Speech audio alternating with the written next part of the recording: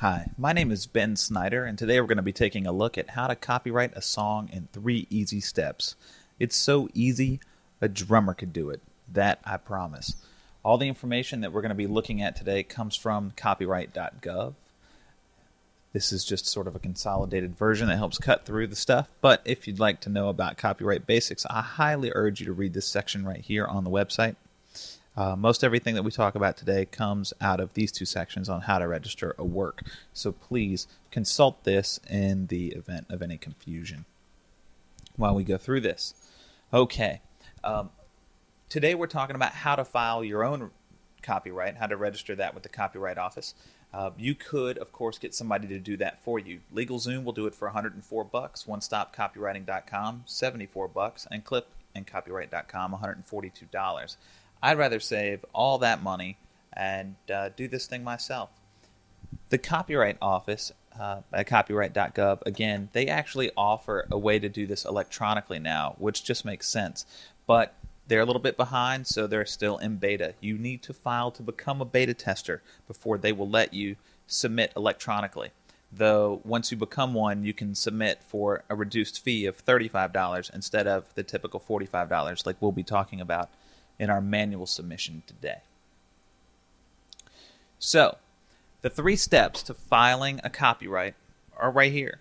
Define which type of copyright you're registering, fill out the right form associated with the type of copyright, and then put that form, a $45 payment, and 2 CDs in a box and mail it to the Copyright Office. The most confusing part of this whole thing is what type of copyright you're registering. You need to figure that out. Now, this is a little bit tricky. When you submit a CD to the Copyright Office, what they want to know is, are you copywriting the performance on the CD, or are you copywriting the music, like the music and the lyrics itself, or both? So there's a performance, there's the performing work, and then you can copyright both, okay? So if you're looking for a performing arts copyright, that would be the actual work itself, the music and the lyrics. Sheet music, for example. If you're going for a sound recording, say that you've now taken this and put it on your debut CD and you want to copyright that CD, then that would be a sound recording. You can file for copyright at the same time for both of these things, as we'll see. This is an important distinction, though. So know what you are asking to copyright. Then fill out the right form associated with what you're looking for. The only forms you really need to concern yourself with are going to be Form SR and Form PA. Okay? Form SR for sound recording, Form PA for performing art. Now, there's also a Form CON, but don't let this confuse you. It can be used for either Form SR or Form PA if there are more than 3 copyright claimants to a work. Does that make sense? They only list 3 on either of those first 2 forms. So use a Form CON if you need to go to a 4th, 5th, or 6th person.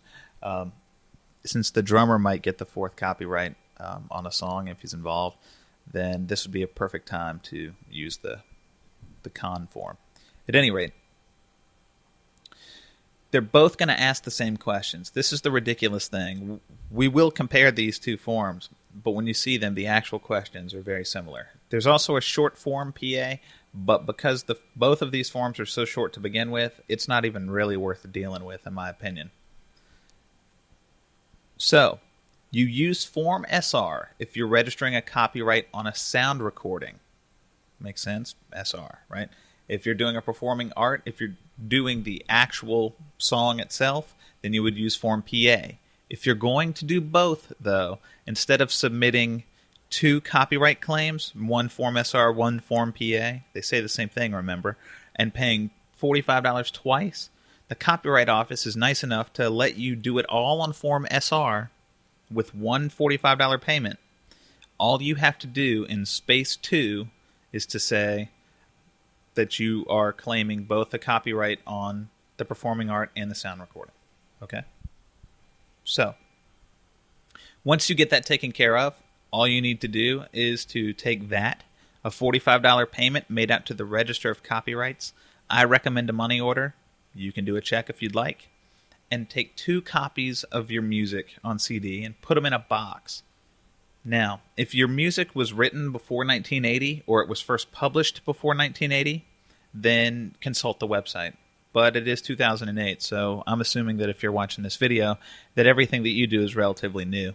Also, make sure that you put the copy of the CD, if you're going to copyright the sound recording, put that actual CD with all the art and everything in there. It's going to be one copyright package, okay? And be sure to send it in a box. I can't stress this enough, not a mailer. The Copyright Office actually recommends that you do this because they screen all the mail off-site. So if you put it in a mailer, somebody who's screening the mail is going to rip that open, and you have the chance of your stuff falling out and not getting to the right people. Okay, if it's in a box, then they can just cut the tape, open it up, take a look, and then get it on its way to the Copyright Office with no problems. Okay, so do yourself a favor and do that. Send your package to the Library of Congress. Okay, it's the Copyright Office. This address is available online at copyright.gov. It's essentially what you need to do. Okay, so now briefly, we want to take a look at these PDFs. Okay, on copyright.gov, you can get Form SR. This is Form SR. And essentially, all you need to do is fill out, I believe it's 10 questions. 9 questions, not even 10. The name of the work, the name of the author.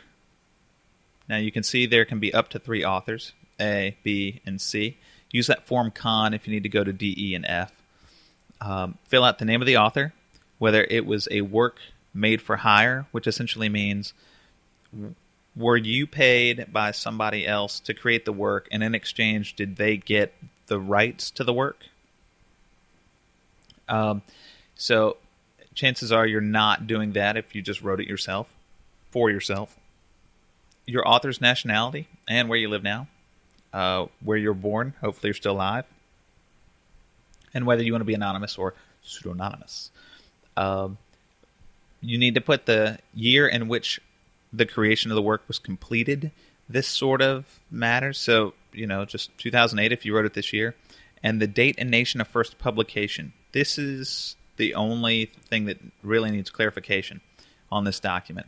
The date of first publication matters. Now, publication essentially means when it was first available for sale, though you may be able to get away with saying that you made it widely available online on a certain day, and that's when it was first published.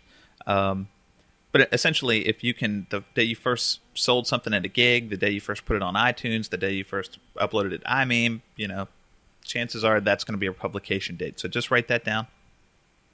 And in space 4, you're essentially going to put the information, the names of the people in space 2. Okay? Question 5 wants to know if you've registered this work before, and the reason you might have done so was because it was unpublished before. Now that you've published, you want to get the copyright claimed on that for the additional legal benefits. And you can see the others in the form. There's derivative works or compilations. They want to know what was put in there that was possibly derivative. And then in 7, if you have a deposit account with the Copyright Office, you can put your name and account number there.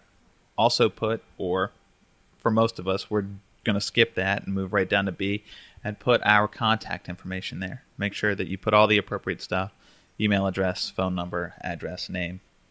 You need to certify who you are, say who you are, name and authors. So you sign that, handwritten signature there, and put your address of where you want your certificate sent to.